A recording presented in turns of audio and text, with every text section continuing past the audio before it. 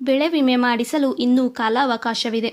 ಹೌದು, ರೈತರು ಇನ್ನು 9 ದಿನಗಳೊಳಗಾಗಿ ಬೆಳೆ ವಿಮೆ ಮಾಡಿಸಲು ಅರ್ಜಿ ಆಹ್ವಾನಿಸಲಾಗಿದೆ.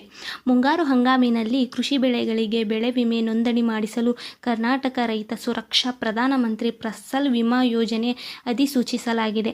ಉದಾಹರಣೆಗೆ, ಕಲಬುರಗಿ ಜಿಲ್ಲೆಗೆ ಭತ್ತ ಬೆಳೆಗೆ ವಿಮೆ ಮಾಡಿಸಲು ಆಗಸ್ಟ್ 14ರವರೆಗೆ ಕಾಲಾವಕಾಶವಿದೆ.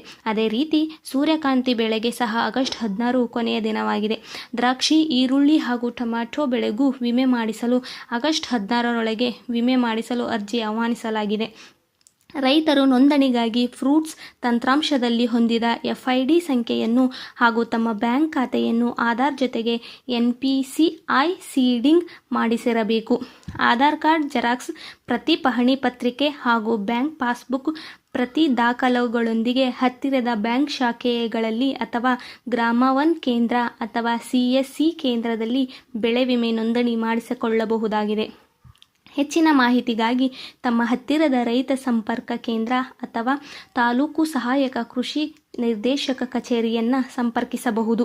ಇದೇ ರೀತಿ ರೈತರು ತಮ್ಮ ಜಿಲ್ಲೆಯಲ್ಲಿ ಯಾವ ಬೆಳೆಗಳಿಗೆ ವಿಮೆ ಮಾಡಿಸಲು ಆಗಸ್ಟ್ ಕೊನೆಯ ದಿನವಾಗಿದೆ ಎಂಬುದನ್ನು ರೈತರು ಮೊಬೈಲ್ನಲ್ಲಿಯೇ ಚೆಕ್ ಮಾಡಬಹುದು.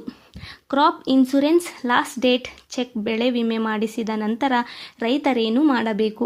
ಮುಂಗಾರು ಹಂಗಾಮಿಗೆ ಬೆಳೆ ವಿಮೆ ಮಾಡಿಸಿದ ನಂತರ ರೈತರು ಬೆಳೆ ಸಮೀಕ್ಷೆ ಮಾಡಿಸಬೇಕು. ಬೆಳೆ ಸಮೀಕ್ಷೆ ಮಾಡಿಸುವುದರೊಂದಿಗೆ ಫ್ರೂಟ್ಸ್ ID ಹೊಂದಿರಬೇಕು. ಇದರೊಂದಿಗೆ ತಮ್ಮ ಬ್ಯಾಂಕ್ ಶಾಖೆಯಲ್ಲಿ ಆಧಾರ್ ಸೀಡ್ ಮಾಡಿಸಿಕೊಂಡಿರಬೇಕು.